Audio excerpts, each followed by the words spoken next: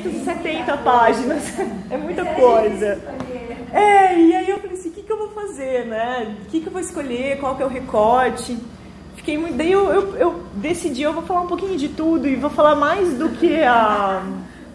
Vou tentar, né, falar um pouquinho de tudo, porque eu acho que uma das coisas que foi dificuldades que eu tive, assim, que eu acho que compartilhar o processo da pesquisa é uma coisa interessante, né? A dúvida que você teve, as decisões que você tomou, por que você fez isso. Então, eu optei aqui em trazer mais esse processo, isso que moveu a pesquisa, do que necessariamente entrar num tema, entrar em outro, que eu acho que, como é um grupo de pesquisa aqui também, talvez a gente possa compartilhar mais essa experiência, né? E aí, alguma coisa que ficar no ar, em termos mais específicos, conceituais, a gente pode tentar dar uma entrada ali também.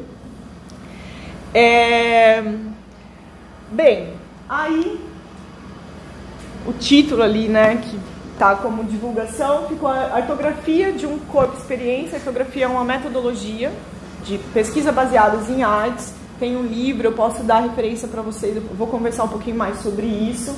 A artografia é uma mistura de cartografia artística, vamos dizer assim, né? Isso foi para mim foi uma solução, porque eu precisava de algo que me deixasse falar sobre o meu trabalho, né? E aí foi interessante porque na minha tese tem trabalhos que eu nem reconheço mais, assim, eu nem gosto mais deles, eu acho que eu já faria diferente, mas como fez parte desse processo, eu mantive ele ali, sabe? Eu me coloquei nessa situação também de incerteza, de dúvida. Eu acho que o trabalho visual acompanha esse amadurecimento, vamos dizer, né? Então, a artografia, ela me possibilitou fazer isso. O corpo experiência, eu vou entrar um pouco mais no que eu quis, de onde veio essa ideia e tal. E aí, o meu diálogo, ele é mais com a arte contemporânea mesmo, feminismos e produção de subjetividade, por conta dessa minha formação em psicologia, que é uma coisa que eu gosto muito, mas que eu brigo muito, porque a psicologia é bem careta às vezes, né? A psicologia, ela gosta de colocar no quadradinho, né? De dar... ela está a serviço da biopolítica mesmo, dessa docilização dos corpos. Isso foi uma coisa que sempre me incomodou na psicologia. E na psicologia eu tenho que me justificar muito. Eu faço isso, isso é arte, a arte produz subjetividade. Eu cansei dessa justificativa, né? Por isso até essa migração. Mas eu gosto muito na psicologia em todo esse substrato que ela me deu para pensar o contemporâneo mesmo, e pensar o sujeito na contemporaneidade. Voltou. Na minha tese, primeiro eu chamei de devires, que é onde eu criei uma narrativa mesmo, mais literária, misturando teoria, ficção e a minha produção artística. Foi bem difícil essa parte, porque eu não sou da literatura, eu me arrisquei, chatice acadêmica às vezes, né? Que eu acho que ela deixa a gente bem quadrado, elimina um pouco o desejo, né? Ela elimina essa vitalidade que move as nossas pesquisas também. Então, no final eu vou ler um pedacinho dessa ficção, ilustrando um pouco com os meus trabalhos. No segundo bloco, então, o primeiro bloco são esses devires, né, que é onde eu apresento bastante o meu trabalho e crio essa ficção. O segundo eu chamei de impermanências, que é quando eu retomo a produção artística falando o que interferiu ali. Quais foram os artistas, essa cartografia, né? Quais foram os artistas, quais foram os conceitos, o que eu fiz com aquilo, como que eu penso aquilo, como aquilo apareceu na minha obra. Então eu retomo o meu trabalho já em interlocução com os artistas que me influenciaram, as artistas que me influenciaram e com a teoria. E aí o último bloco, que não podia faltar, eu chamei de ensaios acadêmicos, que são os blocos mais acadêmicos mesmo, que não é necessariamente de revisão de literatura, mas é onde eu vou lá e dedico um capítulo enorme à produção de subjetividade, né, a aventura de criar-se, onde eu me inspirei no livro da Margaret também, né? Sobre a questão das identidades, aí já é uma escrita mais densa, que eu acho que arremata bem a tese, porque a tese, como eu tenho essa formação teórica bastante consolidada, assim, antes de ser artista, eu acho que eu sou uma artista que eu gosto muito de conceitos, sabe? Eu uso muito eles no meu trabalho, então eu também senti essa necessidade e eu sou professora, né? Então a gente precisa ler essa parte aqui que fala subjetividade de acordo com, então, né, incorporei isso na tese também. E aí depois eu vou passar a tese para vocês dão uma olhadinha, e a minha ideia era também fazer uma tese que pudesse ser lida separadamente, né? A questão dos platôs do Deleuze, assim, eu gosto dessa ideia. Então você abre ali, não, eu quero ver esse recorte. Então eu vou lá, pego, né, o impossível como categoria estética, o que ela quer dizer com isso? Então pode ser lida só ali, ou só ali. Então eu tentei dar essa mobilidade na tese. Eu não sei se eu consegui completamente, mas acho que medianamente deu certo, né? E aí depois vocês confiram, né, e leem mais especificamente o que interessa a vocês. Então eu vou ler um pouquinho do que motivou. Uma das frases que eu li da Rose Braidotti, que eu gostei muito, isso ficou martelando na minha cabeça, assim, muito tempo. Virou, inclusive, se alguém perguntava por que você faz isso, eu dava essa... É por isso, né? Aquela chave, aquela frase que te salva, assim. E a Rose Braidotti, ela fala o seguinte, que ela prefere ficcionar as teorias, teorizar as ficções e praticar a filosofia como uma forma de criatividade conceitual. Eu acho isso muito legal, assim. Porque ficcionar a teoria, né, é você ter uma relação mais criativa com a teoria mesmo e não só reprodutiva. Isso, para mim, enquanto artista, é fundamental. Enquanto alguém que pensa subjetividade num contexto de captura, os movimentos inventivos de subjetivação são essenciais, né? É sinônimo de resistência, sinônimo não é uma boa palavra, né? Mas pode ser sinônimo de resistência, de subversão, que são termos que me agradam, assim. Então, ficcionar a teoria eu acho que é uma coisa que na contemporaneidade tem sido feita, lentamente tem sido incorporada na academia e que nos dá uma liberdade acadêmica, se bem utilizada, para, inclusive, dar mais tesão para fazer as coisas, né? Então, daí a Rose Braidotti deixou eu fazer isso, falei, legal, ficcionar a teoria. E aí teorizar as ficções, que é uma coisa que eu gosto muito de fazer também, né? Muitas das minhas produções, eu mantive um blog durante muito tempo, ele está lá no ar, mas está bem desatualizado, onde eu produzia algo e criava uma ficção em cima daquilo. Era um exercício imaginativo, onde eu fazia esse link da imagem, da minha intenção, com os caras que eu estava lendo, com as teorias que eu estava estudando. Então, né, teorizar as ficções é uma coisa que dá e que talvez na arte contemporânea isso é também questionável, mas a gente sabe que na arte contemporânea uma das questões é você fazer comentários sobre a realidade, né, dar novos sentidos para as coisas. A arte, ela tem feito isso, e aí o conceito, a filosofia, ele vem para agregar nisso também. Porque como é que eu vou comentar uma realidade sem estudar e sem estar lendo as pessoas que fazem isso em outros campos, né? Então a arte e a filosofia, a arte e as teorias, elas se encontram, a arte e os conceitos, elas se encontram nesse ponto, e eu acho que dá uma... Eu não estou generalizando aqui não, mas isso às vezes dá mais consistência para algumas produções, né? Eu acho que tem outras que ficam fora dessa, que não se localizam nessa discussão e que são legais também, são boas, mas muitas eu acho que está nesse campo, né? E praticar a filosofia como uma forma de criatividade conceitual. Isso eu acho fundamental, né? Porque a gente não está... reproduzir é muito fácil, às vezes é difícil reproduzir, sei lá, alguns teóricos difíceis de ler, né? Então é um cara difícil, uma pessoa difícil de ler, difícil de reproduzir, e a reprodução ela não está acrescentando muita coisa, então é quase um exercício em vão, né? É um exercício que você aprende, mas academicamente eu não sei hoje se isso acrescenta muito, né? Esse tipo, não sei. Eu acho que a gente tem que ter uma relação mais criativa com o conceito mesmo, né? O Deleuze, ele falava de ter os conceitos como caixa de ferramenta, né? Porque a teoria, ela não é nada se não estiver ligada à nossa vida, à nossa prática. E aí praticar a filosofia como criatividade conceitual, eu acho que é inclusive alavancar a filosofia para frente, né? Fazer ela, sei lá, repensar-se, que é uma coisa que, por exemplo, o feminismo é fundamental, né? O feminismo repensando a si mesmo para não cair, por exemplo, em armadilhas identitárias.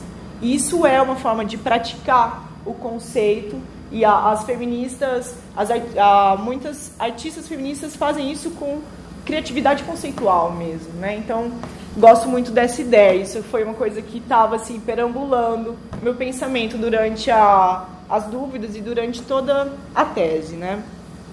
E aí eu vou começar a leitura aqui. Então, a concepção da minha pesquisa, ela foi movida, dentro desse contexto, assim, por um desejo muito intenso de escapar e criar saídas às forças de poder e saber que segregam a vida e nos capturam por todos os lados, nos subjetivando por dentro e por fora. Quando a gente pensa em produção de subjetividade, você pode, aí, mais a postura, o posicionamento que a gente tem diante das coisas, né? O meu posicionamento é de querer criar saída mesmo, estou inconformada com isso, não acho que é assim, estou pensando sobre isso e eu quero ver por onde eu posso respirar, né? Porque eu gosto muito do livro do Peter Peelbard, eu sempre falo o nome dele errado. Paul Peelbard, né? E ele fala de virar o niilismo do avesso, né? Eu acho que isso é uma questão do nosso tempo, assim, porque tá tudo muito ruim, visivelmente, mas a gente tá vivo, né? Eu penso assim, eu quero continuar viva e eu pretendo viver bem, né?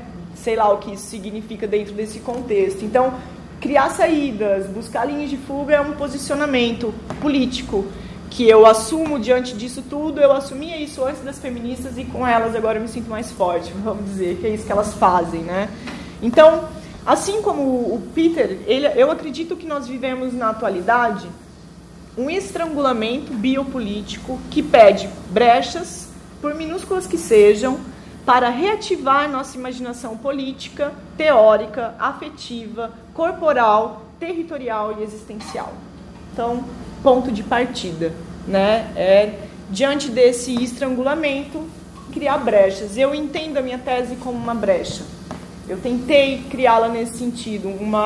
Sei lá, quem está super triste com a academia, emburrado, pode olhar a minha tese e falar, uau, é possível, talvez, dialogar, né? Criar coisas. Né? E assim, a minha tese ela foi defendida no campo da psicologia. Então, o que eu fiz nesse campo, de fato, é inovador. Talvez no campo da arte já não tenha esse mesmo status, né? Mas dentro do meu campo, ele sem dúvida é um espaço de fuga, né? Vamos dizer. Então, Roberto, acho que é assim na arte também, que o feminismo no Brasil sim, eu acho que é muito inovador também. Sim. No campo da arte. Isso eu preciso ouvir, discutir mais, assim. Eu espero que seja mesmo, né? A voz hegemônica é uma discussão bem nas margens, na arte também. Sim, e trazer a questão da arte feminista, eu acho que é uma coisa que a gente tem ressalva, né? Os artistas têm ressalva de se nomearem feministas, mas a prática é... Sim. Quando você vai nos Estados Unidos, você vai no shopping. Sim. Tem estantes, exposições, sim. Centro, sim. Feminist Central Art, sim. no Brooklyn, né? É verdade. Atrasado, e sem esse medo da redução identitária, né? Que é o que eu acho que deixa... Por isso que eu acho que aquele caso, mas é que pode deslanchar em pouco tempo, né? Sim, eu acho que isso está acontecendo. Eu acho que, assim, meio que... Porque na medida que o Brasil se abre, você fica sabendo das coisas, você tem um susto, né? Sim. Lá todo mundo sabe, aqui com ninguém certeza, conhece. com certeza. Você imagina, Remédios Varo, com a Frida Kahlo, tá chegando em São Paulo Sim, agora. sim. Mas eu me lembro que quando eu fui ao México, eu comprei aula em algo. Sim. No México todo mundo sabe quem é, na América Latina todo mundo sabe quem é, na Europa todo mundo sabe quem é. O Brasil fica um pouco ilhado de certas coisas. Meio ilhado, né?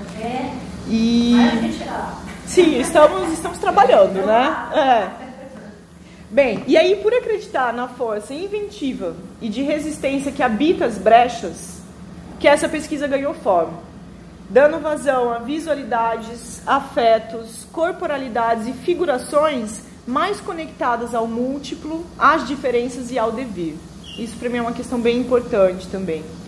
Foi entre brechas, então, que eu tentei explorar algumas fendas e espaços mais livres à experimentação, capazes de produzir linhas de subjetivação dispostas ao sim, né?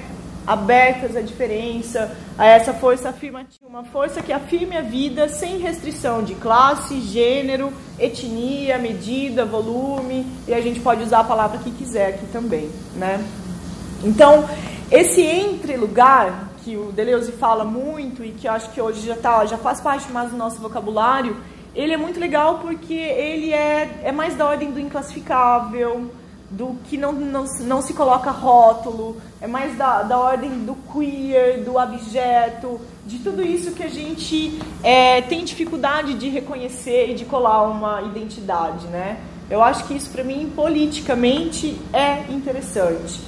Enquanto produção de subjetividade, é fundamental também. Bem, e aí um adendo, né? Vale dizer, então, que a vida que nos interessa aqui é aquela que diz dos fluxos, dos devires, das forças menores que escapam às classificações. Uma vida, como diria Deleuze, a potência de um impessoal, uma singularidade no mais alto grau, um homem, uma mulher, um animal, um ventre, uma criança, um sopro, um desvio, né? O devir, ele está... Quando o Deleuze e o Guattari usam esse termo, uma vida, ele está abrindo para aquilo que, inclusive, não cabe naquilo que a gente prevê, né? Contra essa é da ordem dessa imprevisibilidade, o que eu acho fundamental também, né? Nós sabemos também que todo devir é minoritário. Devir mulher, devir criança, devir animal, devir molecular, sempre em processo de fazer-se, desfazer-se e refazer-se. E aqui, para mim, é uma chave, assim, que eu brigo faz muito tempo. Quando a gente fala em devir, a gente está falando de processualidade, de processo. E isso, ontologicamente, ele é uma saída para a gente combater a identidade.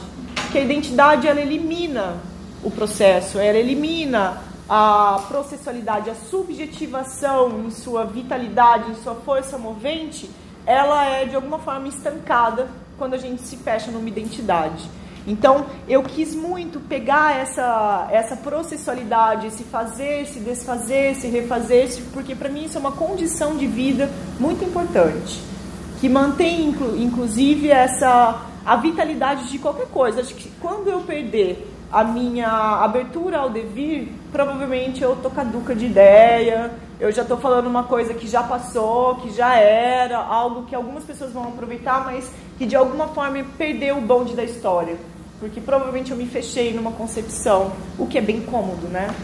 Isso, na academia a gente vê bastante isso, porque a gente estuda muito uma pessoa e aí aquela pessoa sai da moda ou ele é derrubado por questões mais contemporâneas e você é derrubado junto. É um golpe no ego, vamos dizer assim, né? Então, eu acho que o ego é menos importante do que a gente dá valor para ele, assim, né? Nesse sentido. Então, essa processualidade, para mim, é importantíssima, é uma condição de vida para manter essa pulsação de vida, vamos dizer assim. E é ela que possibilita, em termos de expressão minoritária, o devir enquanto expressão minoritária, ele é da ordem da aliança e ele se faz por heterogênese. Isso é outra coisa que eu acho interessante pensar também. Um movimento que ganha forma por comunicações transversais entre blocos sem aparente filiação, que é uma coisa que a gente vê muito hoje, né? Hoje a gente pode pensar na potência do híbrido, né? Na potência do mestiço, o discurso do puro a gente sabe que é fascista, a gente sabe que é violento, né? E a gente ainda, como nós somos subjetivados dentro de um pensamento moderno, que prega esse sujeito fechado, que gosta da identidade, que entende a identidade como um ponto de segurança, inclusive, Pensar por heterogênese, pensar por essa ordem de aliança, ela nos abre para entender a vida em sua pluralidade. Isso, no contemporâneo, hoje é fundamental. A gente não consegue dar conta do trans, do queer, dessa multiplicidade que a gente não dá nome se a gente não entrar nesse movimento de filiação, de afeto, de uma razão sensível, mais do que essa razão moderna que fecha e gosta mais de identidade do que está aberta à transformação, vamos dizer assim. Então, é nesse campo de intensidades, de fluxos e devires, que nós podemos pensar num território de lutas micropolíticas, por exemplo, que não se deixa atravessar, ou pelo menos ele teima um pouco mais, pelas forças que impedem a expansão da vida. O que ganha relevo nesse território são as relações entre forças, relações de movimento, de repouso, de velocidade, de lentidão, entre elementos não formados, relativamente não formados, moléculas ou partículas levadas por fluxos. E essa é uma citação do Deleuze, né? Então, quando eu penso... Antes da minha tese, eu escrevi uma espécie de manifesto filosófico, que eu fiquei na dúvida se eu lia ele ou se ele... Mas daí eu disponibilizo, vocês leem, né? E uma das coisas desse manifesto é que o território mais potente em transformação e revolução é aquele que nos está mais íntimo, mais próximo. Íntimo é uma palavra que leva para dentro, então acho que não, é mais próximo, né? Que é esse território micropolítico, é onde eu me estabeleço no mundo com essas relações comigo e com o outro. Eu acho que esse é um território onde a gente pode causar e gerar algumas transformações, porque se a gente for pensar em, vamos dizer, quem acredita na revolução, todo mundo quer a revolução. Se a gente for pensar a revolução como a gente está programado, uma revolta armada, todo mundo por um mesmo... Isso não vai acontecer, ou se isso acontecer pode ser bem fascista, inclusive, né? Agora, a revolução molecular nesse campo, onde a gente, das nossas relações, eu, meus amigos, meu trabalho, eu, a família e outros blocos, a universidade, esse grupo aqui, eu acho que é uma configuração micropolítica onde a gente consegue, talvez, articular e transformar o molecular em molar também, né? Mas eu tenho acreditado bastante nisso, assim. E é nesse mesmo lugar, então, que habitam as virtualidades, o assignificante, as visibilidades não localizáveis, por exemplo. É aqui que vibra as possibilidades de linha de fuga. Nesse plano molecular vivem as brechas e frestas que tanto me interessam, justamente por definirem a sociedade à medida que desafiam e ultrapassam suas proibições. Então, nesse campo micropolítico, é mais fácil a gente criar essas linhas de fuga dentro de um contexto tão endurecido como está o nosso. Talvez nas minhas relações mais íntimas eu consiga ser completamente subversivo, né? Sem a sombra aí da bancada evangélica, por exemplo, né? Em outra esfera talvez seja um pouco mais difícil. E assim, esse discurso ele não é para imobilizar movimentos organizados, políticos, de uma ordem maior, não é isso.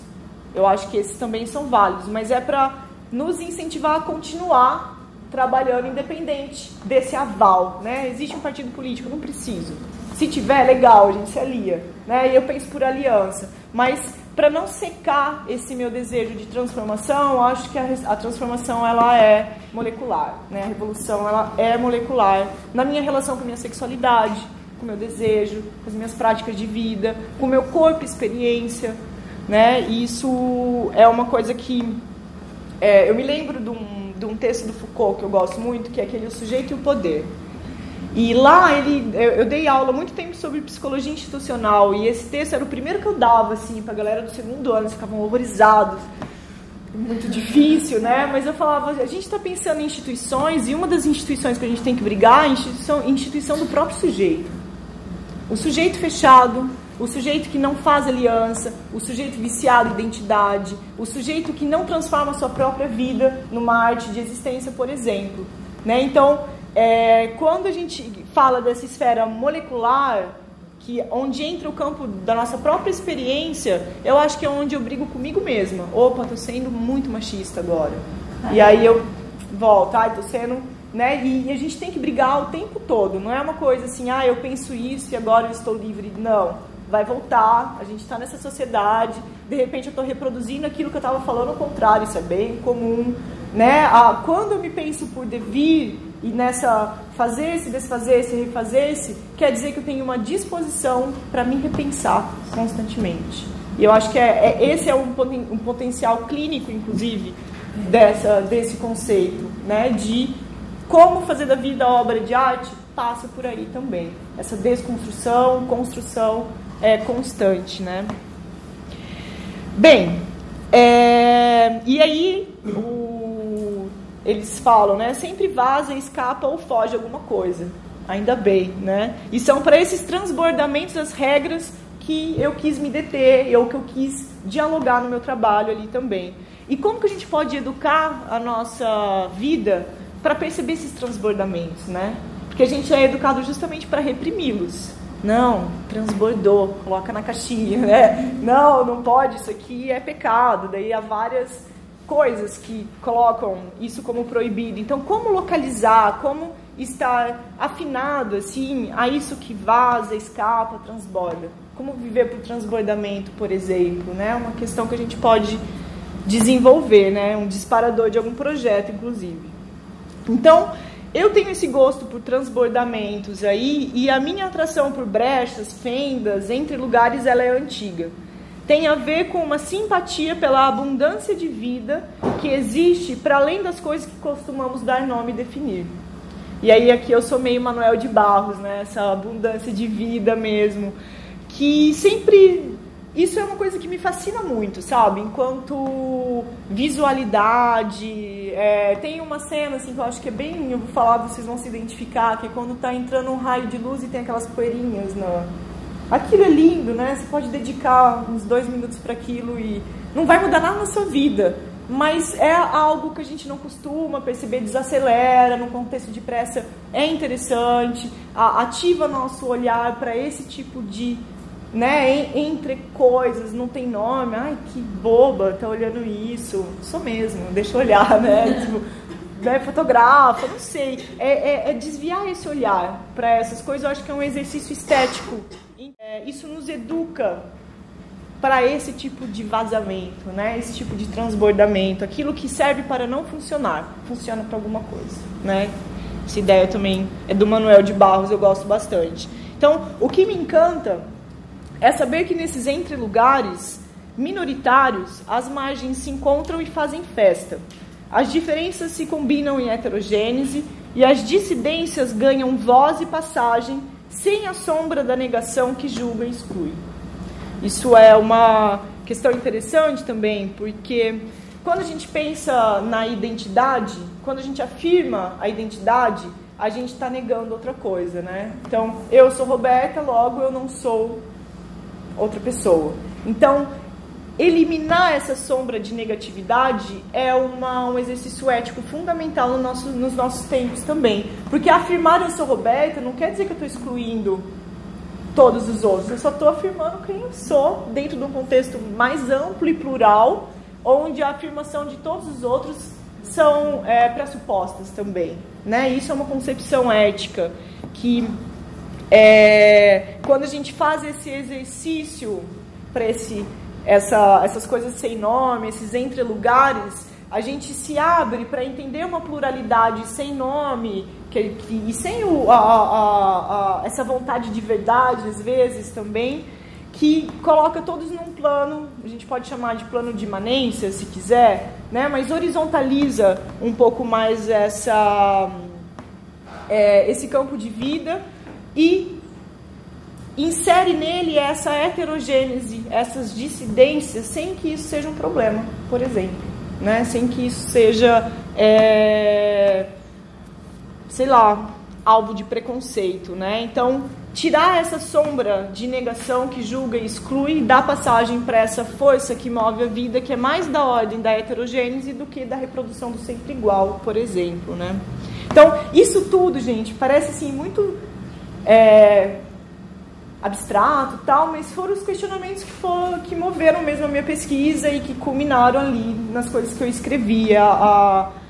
Independente do tema que você escolhe, eu acho que essas questões elas estão circulando, né? E é importante a gente localizar um pouco elas até para entender o que a gente está falando, às vezes, que a gente não entende algumas coisas que fala, a gente entende depois, né? Normalmente, assim.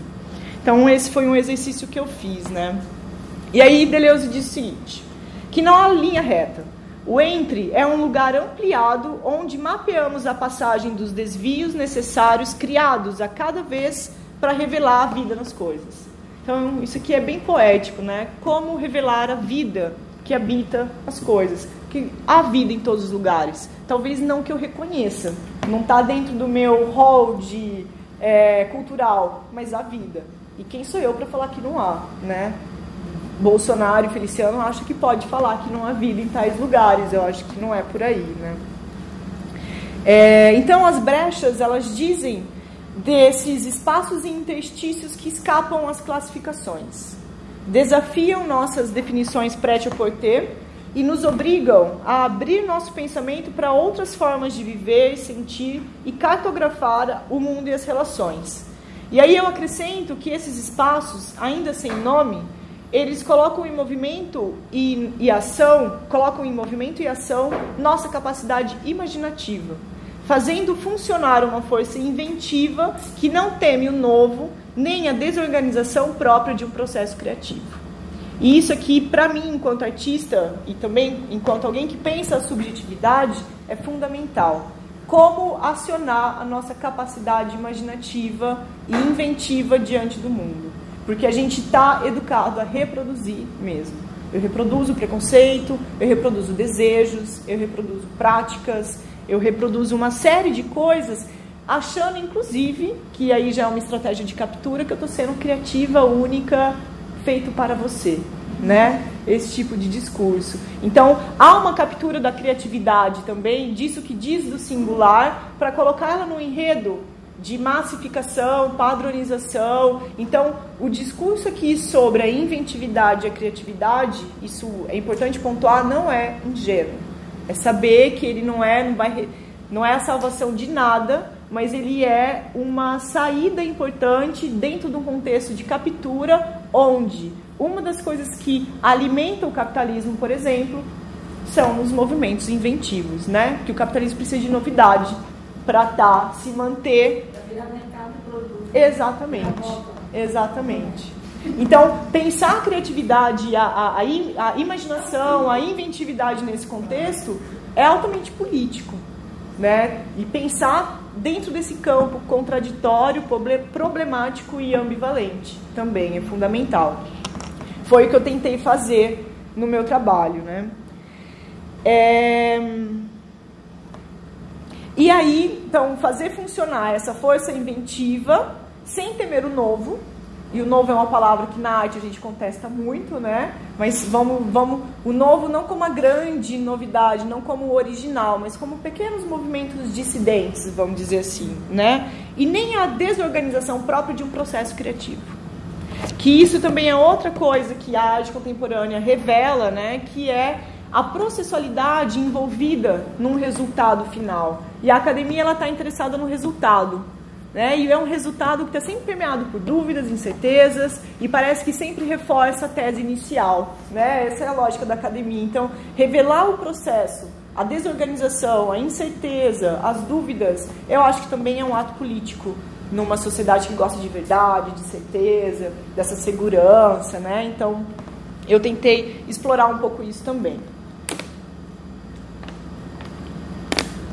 E aí, estabelecer vizinhança, então, entre áreas e disciplinas que aparentemente não dialogam, é uma das brechas que eu explorei na minha pesquisa. Né? Essa interdisciplinaridade, acho que esse termo está até meio ultrapassado, já deve ter um novo, né? No qual, no caso, a arte contemporânea e psicologia se aproximaram para formar um campo híbrido de pesquisa e criação. Que esse era, eu não queria só comentar, eu queria criar, transformar, explorar essa dimensão mais criativa mesmo, né, mais inventiva. E aqui, quando a gente fala de vizinhança entre áreas e disciplinas, A arte, ela é desde o início híbrida, ela é desde o início vizinhança. Na arte contemporânea, mais ainda. Na ciência, a gente empaca, né? E aí aqui a vizinhança foi psicologia, arte contemporânea, pode ser psicologia e história, e aí a gente pode brincar com essas várias áreas e explorar o que o encontro dessas margens tem para nos acrescentar, o que eu posso fazer com isso, né? Então, ao criar um campo híbrido entre psicologia e arte, o meu objetivo foi fugir desse sistema de captura e esvaziamento, investindo na produção de modos de subjetivação dispostos a se experimentarem enquanto prática de liberdade, mais do que enquanto prática de assujeitamento, como nos diz o Foucault. A proposta, então, foi colocar a arte contemporânea a favor de uma psicologia crítica e inventiva, enquanto operadora de aberturas e produtora de subjetividades plurais e sensíveis à diferença. E aqui a palavra crítica inventiva, né? Eu inventei essa palavra na tese porque a crítica, ela às vezes é muito estéril, né? A gente fica só no campo da crítica, da crítica e da crítica e não assume uma postura propositiva diante disso. Então eu quis combinar essa crítica, porque a gente não é ingênuo mais, né? Não tem como falar não sabia porque não leu, tá aí, tá Freud, tá Marx, tá toda a bibliografia feminista aí pra gente consultar, mas como usar isso para sair do discurso rancoroso e entrar numa dimensão mais propositiva mesmo, né? Que é o que eu entendo que uma certa vertente do feminismo faz. E é o que me interessa muito nelas também, né? Então, e aí a minha ideia é usar a arte como operadora de abertura. Produção de linhas mutantes de subjetivação, e a gente pode dar vários nomes, né? Inventar vários termos para isso, assim, para nos confrontar com uma espécie de pensamento sem imagem, que é um termo que o Deleuze usa também.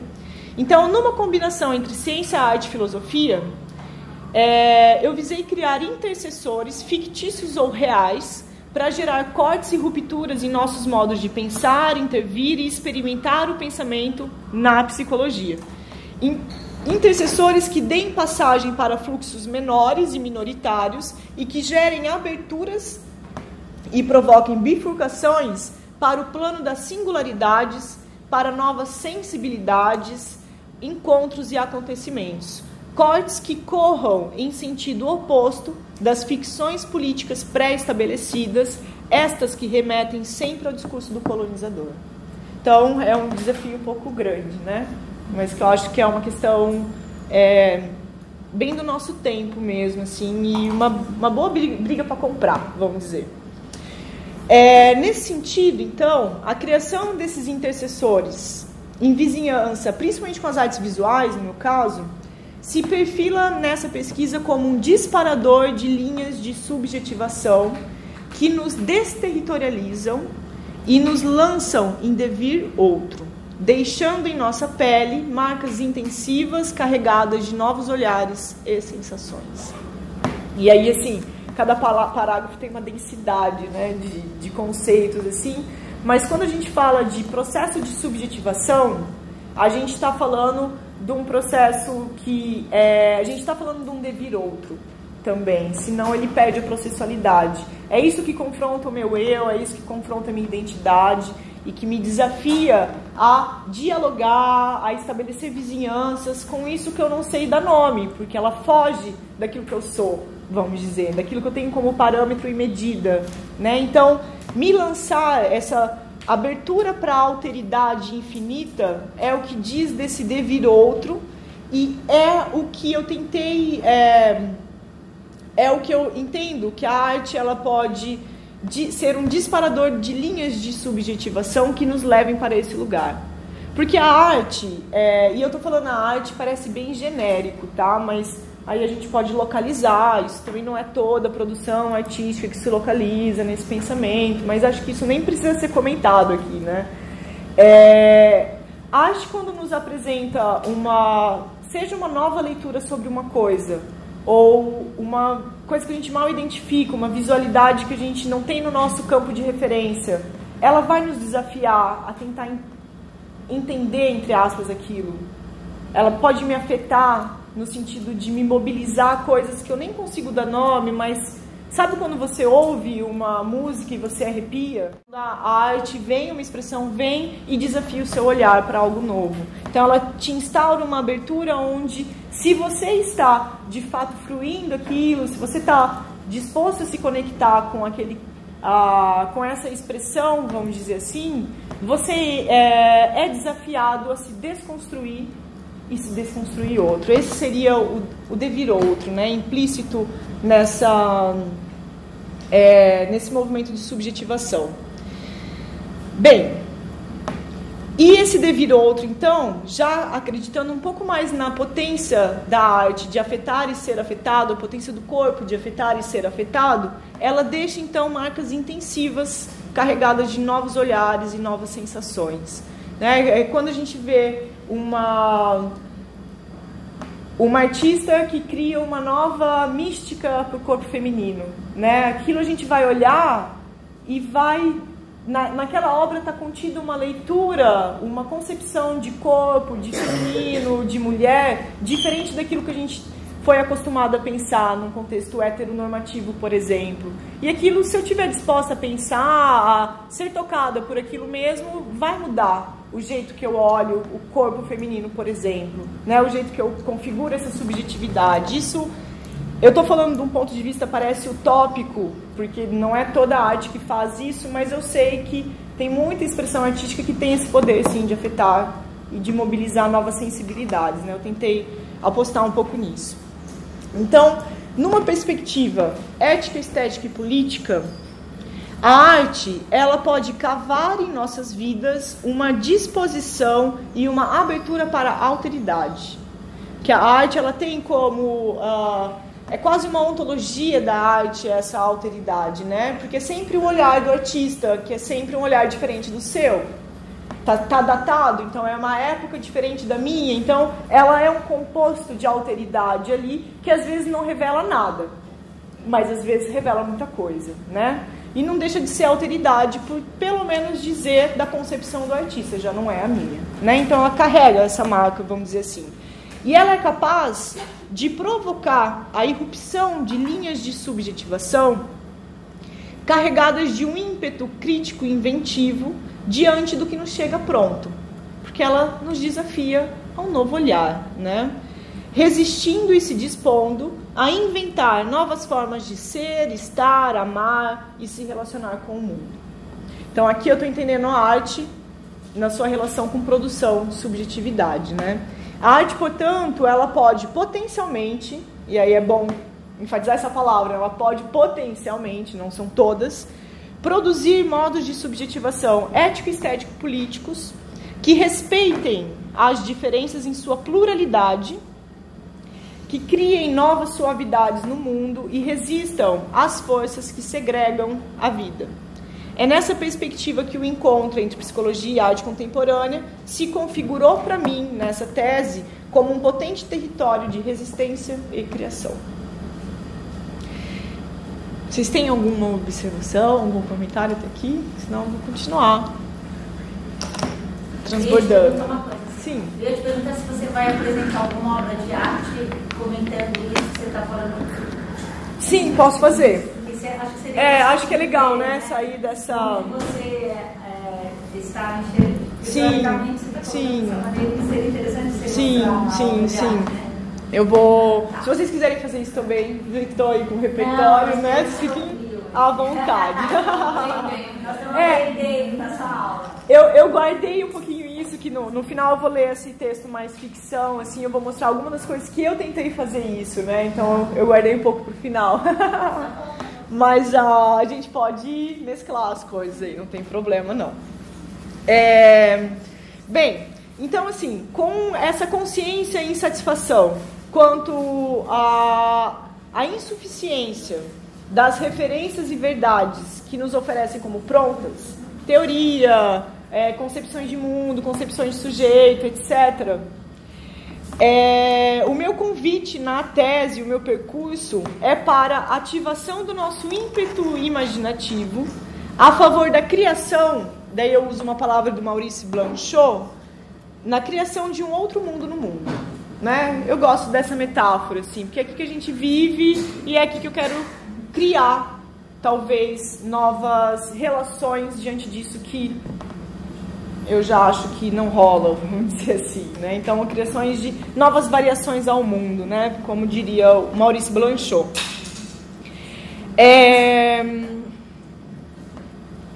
Cadê? Aqui. Que dê espaço para as pequenas variações intensivas e sensíveis nisso que chamamos de vida, né? Isso é uma coisa importante para pensar. E aí foi por isso que eu escolhi como referencial o pós-estruturalismo francês, né? Eu uso muito Deleuze e Guattari Foucault, principalmente. E aí no Brasil, o Celi Ronick, o Peter, todo o pessoal que está em interlocução com eles, né? E me aproprio principalmente das discussões sobre o modo de subjetivação na contemporaneidade, em seu contexto de captura biopolítica de corpos, práticas e desejos. E, diante disso, da necessária abertura às políticas das diferenças. Né? Esse seria, assim, uma espécie de posicionamento político-filosófico, né? Que é interessante a gente pensar por que a gente usa tal autor, né? O que nele me mobiliza. E aí, o que me interessa nesses autores, e que depois vai me ligar às feministas, é o modo como eles apontam saídas e sinalizam que, num tempo de esgotamento e anestesiamento das nossas forças produtivas, a nossa tarefa ética, estética, política é ultrapassar o existente e inventá-lo outro. E aí a gente pode usar um exercício de ser artista, um devir artista, se a gente quiser, para pensar como inventar novas variações ao mundo. Nesse mundo que está mais próximo mesmo, não é, né, coisas surpreendentes, são surpreendentes numa escala molecular, talvez. E aí, para esses autores, então, ao invés de restringir o nosso pensamento a uma crítica, muitas vezes estéril, o mais importante é criar alternativas e fugas, inventando, inclusive, outras figuras de pensamento, outras ferramentas conceituais e criando esses intercessores que eu comentei com vocês. Podemos dizer, então, que a filosofia desses pensadores é movida por uma afirmatividade que não teme as contradições e ambivalências de nosso tempo. Ao contrário, extrai delas uma potência inventiva, condição necessária para criar outras relações intensivas com o mundo. E aí aqui é uma briga grande na filosofia, né? O pensamento crítico, que aí tem a escola de Frankfurt como grande referência, né? E aí o pós-estruturalismo, assim. Eu acho que uma diferença entre essas escolas da filosofia é que, por exemplo, se a gente pega uma leitura... Eu tô aqui, posso estar falando uma bobagem, faz muito tempo que eu não leio sobre isso, assim, mas a última experiência que eu tive com teoria crítica, o meu mestrado foi em teoria crítica, é uma relação muito pessimista com as coisas. Tipo, o mundo tá uma merda, fim. Isso não me satisfaz, sabe? Porque é o que eu disse, eu tô viva e eu... Keep walking, né? Eu tô viva, eu quero continuar viva e, de preferência, me explorando em potência dentro desse contexto, sabe? Então, essa postura afirmativa diante das ambivalências do nosso tempo, eu acho fundamental e um divisor, assim, de correntes de pensamento. Porque se você pega para uma certa leitura, o advento da tecnologia, por exemplo, vai acabar com as relações humanas, vai acabar com o mundo, né? E a educação está perdida. Exatamente. Sendo que, ao mesmo tempo que isso pode acontecer, porque o nosso contexto é problemático, não excluo essa possibilidade, ela é uma ferramenta conectiva que possibilita trocas até então inimagináveis. Então, é uma diferença de posicionamento diante dessas ambivalências do nosso tempo, né? Eu me alinho mais a essa perspectiva onde, ao invés de temer e demonizar essas ambivalências, eu quero extrair dela uma potência inventiva. Tô sofrendo? Tô. Vai ser difícil? Vai. Pode ser em vão? Com certeza. Estéril também pode. Mas é isso, estamos vivos, né? E eu acho isso como... Esse pensamento é uma condição necessária para a gente sair de uma posição que, por mais que seja crítica, é cômoda. Porque move poucas forças para modificar algumas coisas também, sabe? E acho que mais uma coisa, né? Porque quando você detona o mundo, você se salva, né? Exatamente. Isso reforça o lugar de poder, né? Assim, de quem ó, tá. tudo uma merda. Eu faria diferente. Eu faria diferente. Eu, Deus. Exatamente. Quer dizer, aquele grupo não sabe, aquele Exatamente. são idiotas, as feministas são não sei o que, as feministas são não sei o que, às vezes é um ataque. Eu estou aqui do alto do meu conhecimento, né? Lendo o mundo. Isso é um não dito. Exato. E essa é a crítica à teoria do sujeito. Sim, exatamente. Não é? Né? A filosofia do sujeito é essa, né? Sim. Que não se coloca em cena. Exatamente. Mantém essa distância, né? E isso é um grande desafio você se colocar dentro, né? Pra falar assim, quando eu falo do meu corpo experiência, é muito difícil falar sobre isso, né? Porque é contraditório e eu caio nesse risco também. Será que é ego que eu tô falando? Nós todos, É narciso, né? Exatamente. Então, isso eu acho que é uma... Eu gosto muito das correntes pós-estruturalistas porque ela briga com essa ideia, sabe? Ela briga justamente num ponto que seria uma espécie de ponto cego da filosofia, né? A gente questionando sem pensar a posição que a gente ocupa dentro desse questionamento, né? Então, eu gosto desses autores, eu pego por aí justamente por essa questão. E, inclusive, recentemente eu passei por uma... Né, no concurso que eu passei, um dos caras da banca era da escola de Frankfurt. E eu, foi bem difícil. E aí ele fez uma crítica. Eu falei muito do discurso das diferenças, né? O meu discurso tá mais alinhado a essa perspectiva deleuziana, assim. E aí ele me colou na parede, assim. Falou que ele achava isso muito ingênuo, que ele achava que essas diferenças, na verdade, elas estavam todas capturadas, elas não eram nada... diferentes daquilo que eles estavam problematizando muito tempo antes, né? E aí a minha defesa foi justamente essa questão da como é que você se afirma diante disso. A minha postura diante desse problema do contemporâneo é propositiva. E eu acho que aí você divide mares, né? Quem se coloca nesse papel e briga... E, inclusive, está sempre se repensando, porque as suas proposições serão capturadas e esvaziadas. E o negativo, né? De forças muito rapidamente. Né? Exatamente.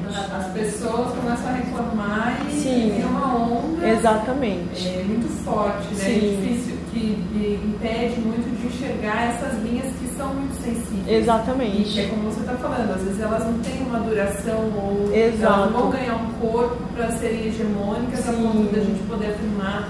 Né? Exatamente. Então é uma incerteza que você está sempre afirmando, olha, mas aqui tem algo. Aqui aí tem já algo, desapareceu, algo, né? Exatamente. Então, A verdade assusta, né? Sempre assusta. sim.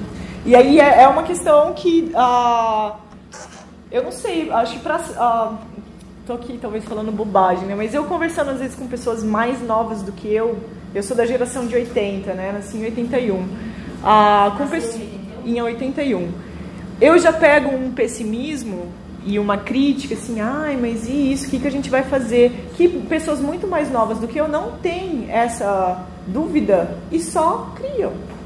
Entende? Tipo, eles já nasceram nesse contexto onde eles estão ali só propondo. E às vezes, por falta até de história, muito levianamente algumas vezes, né? E aí eu acho que a formação histórica é importante para conseguir deixar isso mais consistente, talvez dar uma duração maior, mas eles não têm essa crítica, essa coisa que às vezes segura e impede de criar. Não, eles estão ali no fluxo da criação mesmo, né? Eu já percebo em poucos anos assim uma diferença muito grande. Pode ser pela internet? Não sei. Pode ser pela queda das instituições? Pode também. Né? Então, essa coisa mais propositiva me interessa mais. Sabendo também que não é utopia, que não é idealizado, que é difícil, isso também a gente não pode ignorar, né? Bem, então, a Braidot, ela chama a nossa atenção para a necessidade de, diante da crise da racionalidade moderna, da crise desse sujeito moderno, criarmos novas formas de pensar e experimentar o pensamento. É isso mesmo. Foi o que Deleuze fez, por exemplo, quando ele criou inúmeras imagens de pensamento, como corpo sem órgãos, devir, dobras, fluxos. Toda essa terminologia que a gente tem muita dificuldade de assimilar às vezes, e que as próprias feministas depois começam a falar sobre subjetividade nômade, ciborgue, né? Vários conceitos que brincam, que já estão nesse campo mais propositivo, assim, passaram da crítica, nem justifica mais nada, já está ali propondo saídas, né? Vamos dizer assim. Então, em Deleuze, a gente criar outras imagens de pensamento, ou um pensamento sem imagem, que é uma coisa que eu gosto muito, é estratégia para recuperar o pensamento no que ele tem de potência criadora. E aí, na academia, isso é bem importante, né? O que é criar outras imagens de pensamento, ou até um pensamento sem imagem? Quando a gente fala de pensamento sem imagem, um bom exemplo é a arte, né? A arte, ela vem com uma visualidade que eu nunca tinha pensado, e aí, de repente, ela cria um pensamento para aquilo na minha cabeça. Nossa, isso é isso, olha, sei lá, o relógio derretido do Salvador Dalí, né? Ele passa uma imagem de pensamento, ele cria uma nova imagem de pensamento para o tempo, para a passagem do tempo, né? Ele fala, é uma crítica ao tempo linear. Então, essa coisa de criar um pensamento sem imagem é um conceito muito legal para ser trabalhado no campo das artes visuais, por exemplo, né? E no campo da filosofia também. Ou, né, o pensamento sem imagem, ou novas imagens de pensamento. Que aí é onde a gente inventa uns termos novos, né? Como pensar uma cadeia de pensamento que não seja hierárquica, rizoma, que vá por conexão heterogênica, rizoma. Então, ele deu uma palavra nova para um pensamento arborescente, né? Então, isso é um exercício que a gente pode fazer, que eu acho bastante válido, assim. Então, em oposição ao pensamento representacional, que tem como primado a identidade, o mesmo e a recognição, a ideia é criar imagens de pensamento que não se encaixem nessa lógica. Imagens destituídas de pressupostos, um pensamento sem imagem, que nos surpreenda e que cause arrombamentos e nos desestabilize com novos signos. Tá aí, um presente para as artes visuais, né? É uma coisa para a gente fazer mesmo. E aí o pensamento, então, enquanto força criativa, ele nasce da contingência de um encontro com aquilo que força a pensar. E aí a arte faz isso, ela força a gente a pensar, né? Traz uma imagem, eu não entendo, me desestabiliza e eu construo uma sensibilidade em cima daquilo, né? Então força a pensar a fim de erguer e estabelecer a necessidade absoluta de um ato de pensar, de uma paixão de pensar.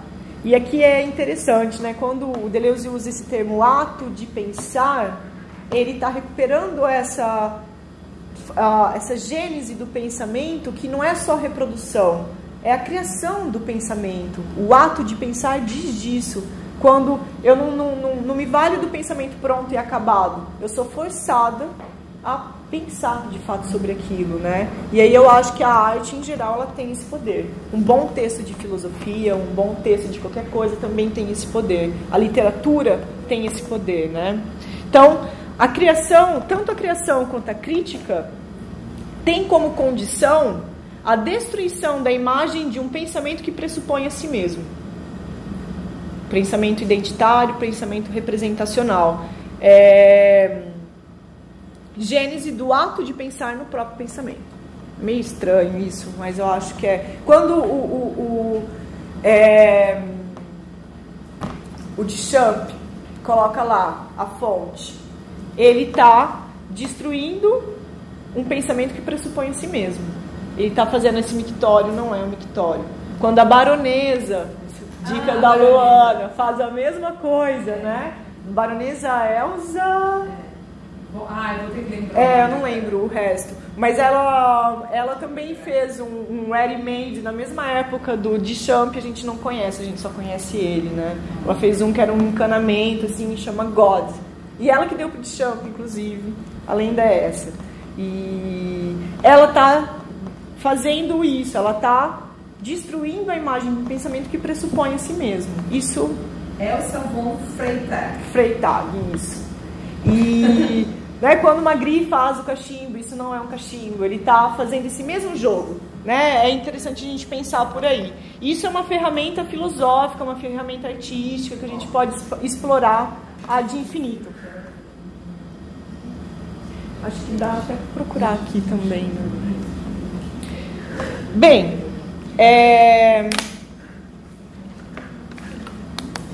gente, se for ficando assim, dúvidas vão... Só que nós temos um teto, né? Sim. Não, só para as 4. Até as 4. Tá, eu vou rápido, estou demorando mesmo. Então tá. Então, afirmando o pensamento de sua força inventiva, eu vou ler mais agora.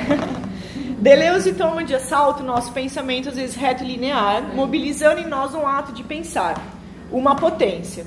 Feito isso, ele nos desafia a retirar o nosso pensamento de um lugar acostumado a acreditar e reproduzir metanarrativas inquestionáveis, lançando-nos a tarefa de ressignificar o pensamento sobre outras bases, experimentando-o em outras medidas. Pensar, portanto, significa descobrir e inventar novas possibilidades de vida. E é na afirmação de outras práticas de pensamento, outros modos de ser, estar e desejar e se relacionar, que imprimimos no mundo outras marcas, que inauguramos nele outros possíveis.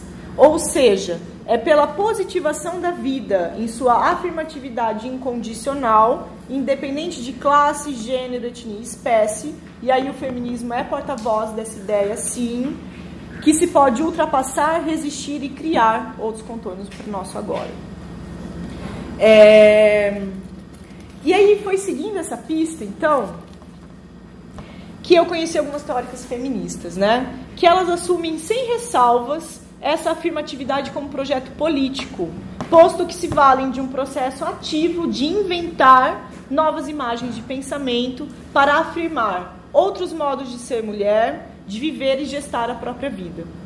Retomando a afirmação de Beauvoir, ao dizer que ninguém nasce mulher, mas torna-se, Butler, por exemplo, acrescenta que mulher é um termo em processo, em devir, um construir de que não se pode dizer se tem, como diz, origem ou fim.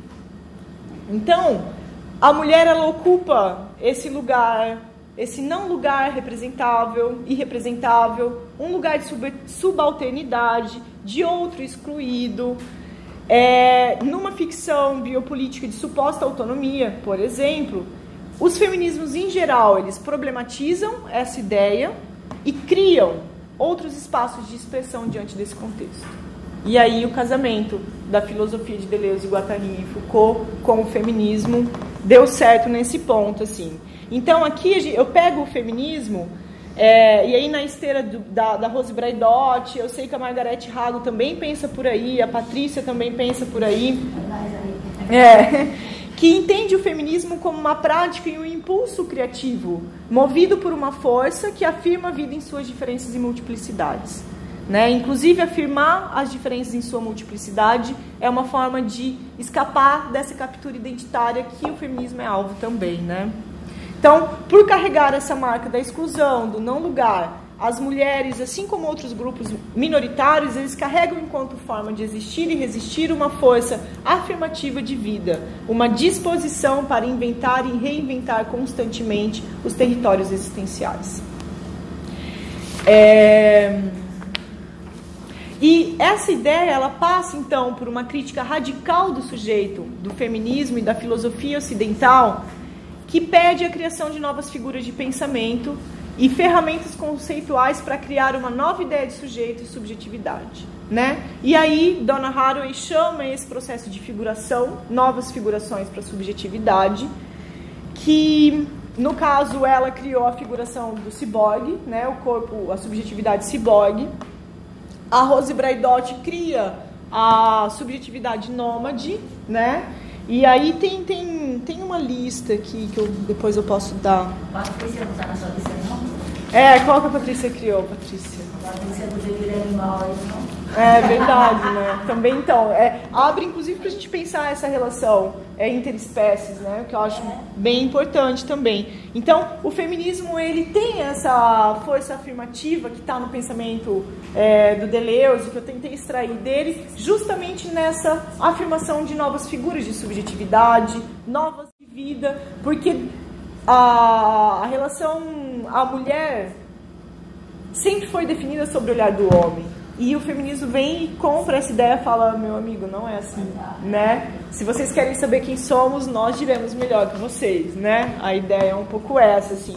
E eu gosto bastante dessa ideia. Eu acho que essa força inventiva que move esse pensamento é fundamental, assim, pra gente se posicionar politicamente no mundo, inclusive, né?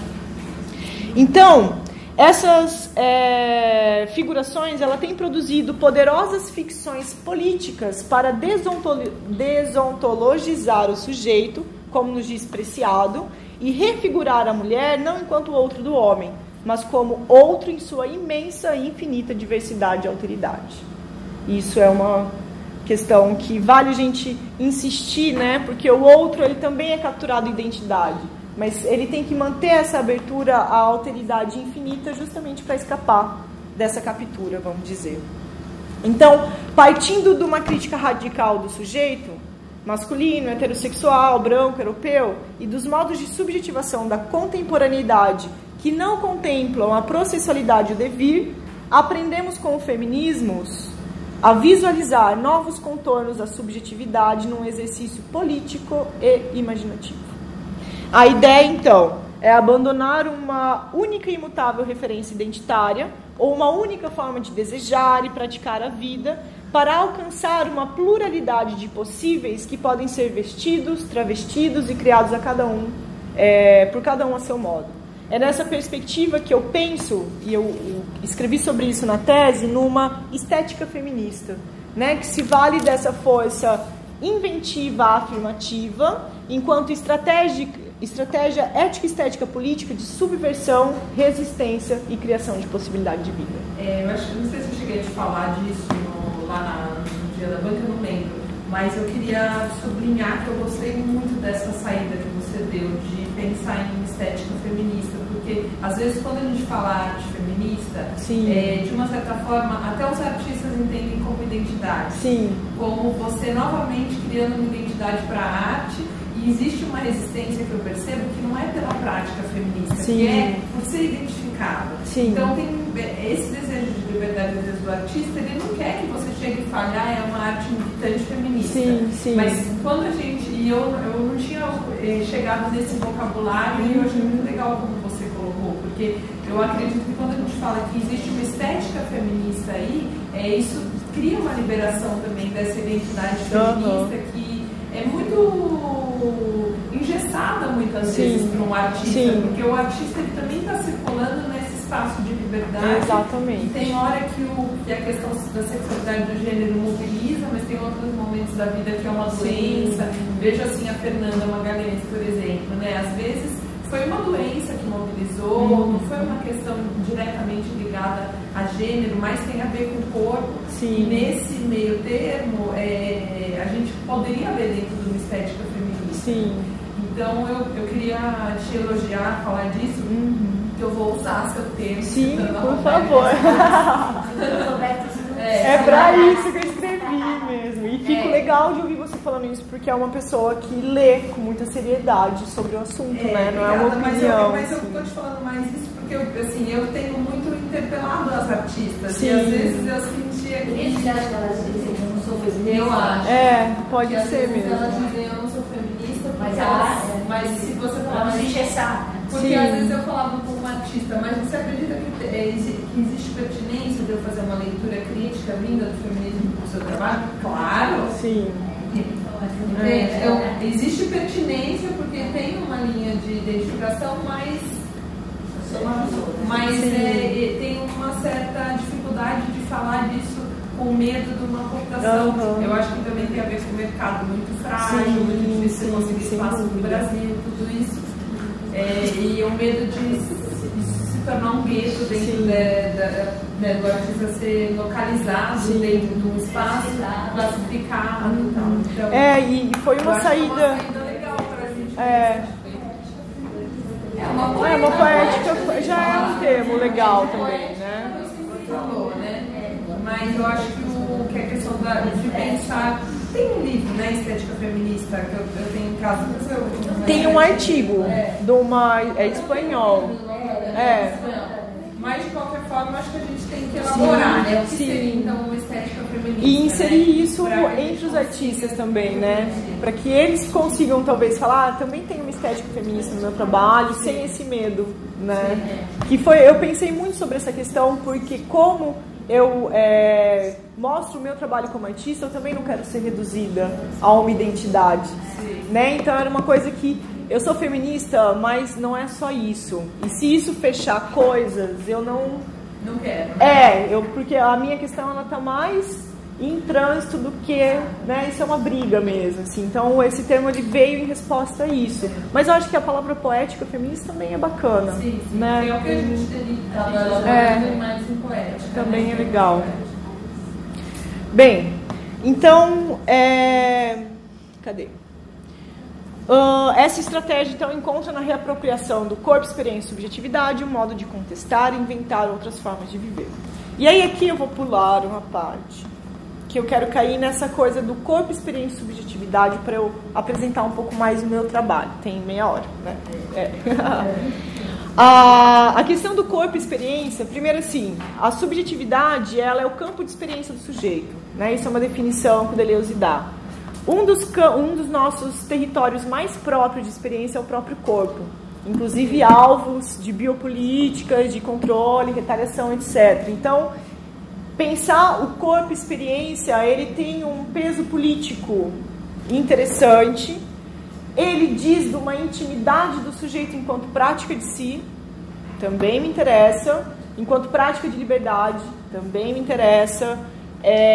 E dentro da arte contemporânea, a gente sabe que a questão do corpo, ela é entendida quase como um conceito expandido, que diz tanto do corpo do artista, quanto do corpo da obra de arte, né? Então, os materiais envolvidos, tema, é uma questão mais ampla, assim, que envolve a relação do desejo, a relação do controle, a relação da prática de si, da estética da existência, tudo isso que está meio amarrado nas minhas questões aqui. Então, lendo as feministas e descobrindo uma bibliografia artística mesmo, uma série de artistas feministas, eu comecei a ler muito sobre o corpo, a pensar muito sobre a visualidade desse corpo, e isso foi entrando naturalmente na minha produção. Eu não consegui fugir, nem se eu quisesse, né? Então, entrei nessa seara, vamos dizer assim, e aí o meu corpo apareceu na minha obra. Até então eu era mais dessa ordem das brechas e sutilezas, de um olhar que está um pouco vendo aqui, e de repente era eu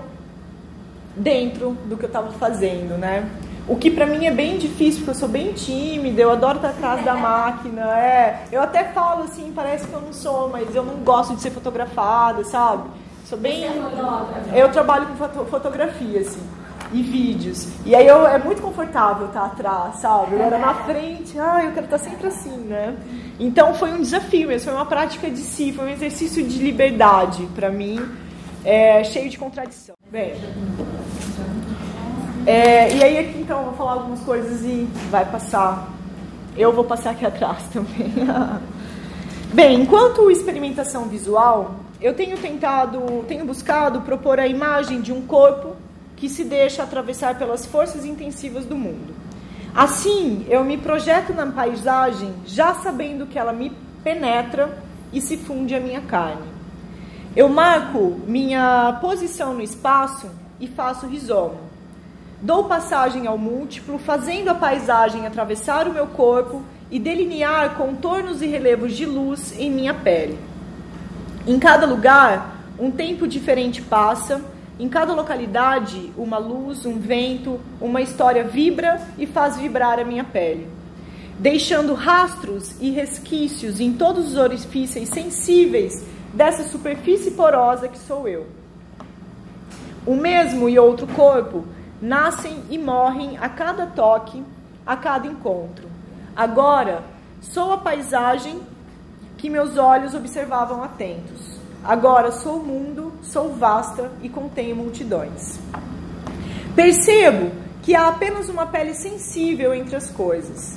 É esta superfície sensível que se coloca entre o corpo e o mundo, e entre tantas outras demarcações de limites entre uma coisa e outra. Meu corpo é essa superfície sensível que cria um tênue limite sem rastro de separação. Como nômade, aprendi que a distância não separa, mas cria um espaço para proliferações infinitas de conjunções sensíveis e desejantes. Quero ocupar esses espaços e criar outros abertos como esses.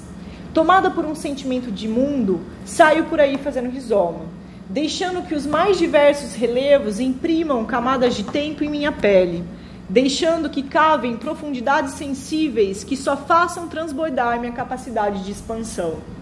Meu ego, meu narcisismo, minha vontade de poder se esfacelam na medida em que minhas margens se encontram com outras.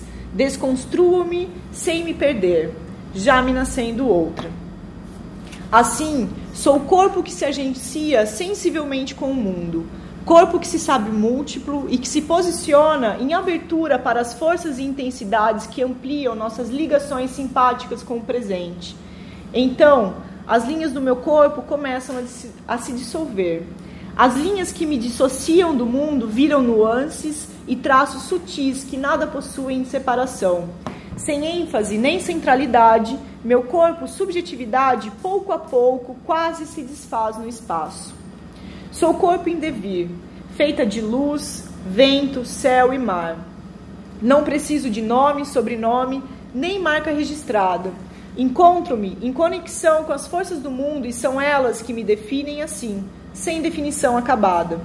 Como vestígio de corpo, me desfaço dos endurecimentos do ego e dou rasteira nos riscos narcísicos que tentam encerrar minhas aberturas no espelho cego. Deixo que minhas bordas se dissolvam sem pressa, pois sei que de corpo aberto outras linhas de sensibilidade me ligarão com a vida. Sob outro umbral de sensibilidade, sou corpo refeito, que se escreve no plural e que não teme a aventura de criar-se. Como condição de devir, aprendi que é preciso esvaziar esse corpo subjetividade e preenchê-lo de outros fluxos. Pelbart afirma que o corpo deve ser desertado e esvaziado para então ser atravessado pelos fluxos mais exuberantes de vida. Com o corpo em devir, me projeto como sombra branca e sou deserto para ser atravessado. E aí se desertava para outra sina de existir, nos dizia Guimarães Rosa, em sua terceira margem do rio. Ser corpo desertificado é assumir uma estética que opera fazendo buracos em nosso campo de representação visual. Para Deleuze, às vezes é preciso introduzir vazios e espaços em branco, rarefazer a imagem, suprimir delas muitas coisas que foram acrescentadas para nos fazer crer que víamos tudo. Como imagem rarefeita, convoco outro olhar para o corpo. Convoco olhares parciais que não anseiam nem precisam de uma totalidade pré-fabricada, já carregada de sentidos óbvios. Preenchida de vazios, quero que os olhares percorram sem pressa os contornos sutis que ligam meu corpo ao mundo. Ligações porosas de tênues bordas. Como presença discreta, sou quase rumor.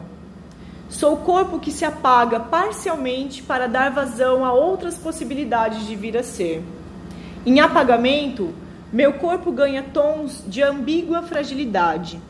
E contra um risco de dissolução completa, ele se afirma como corpo outro, vibrátil e sensível aos mais diversos fluxos de vida. Como corpo outro, me desfaço do que sou para me agenciar no composto, mas me desfaço sem dissolução, posto que uma linha singular e mutante me liga ao mundo.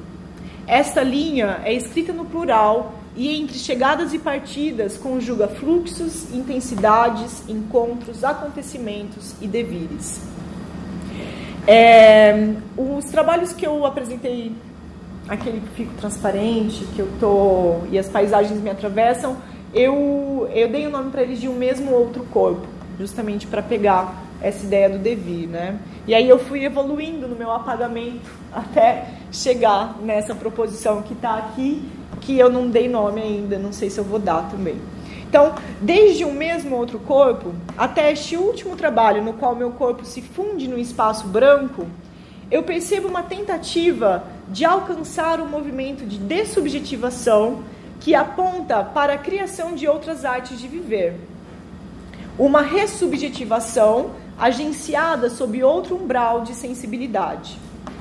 No espaço entre a dessubjetivação e a ressubjetivação, o que nos importa são as linhas de percepção, os percursos de experimentação, os blocos de intensidade, as linhas de fugas minoritárias, os processos de singularização.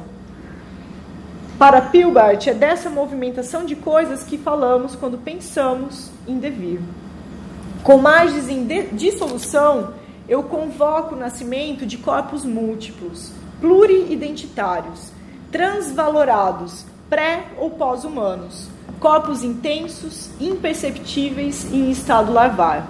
Convoco uma vida concebida como virtualidade, diferença, força minoritária, invenção de formas, potência impessoal e assignificante.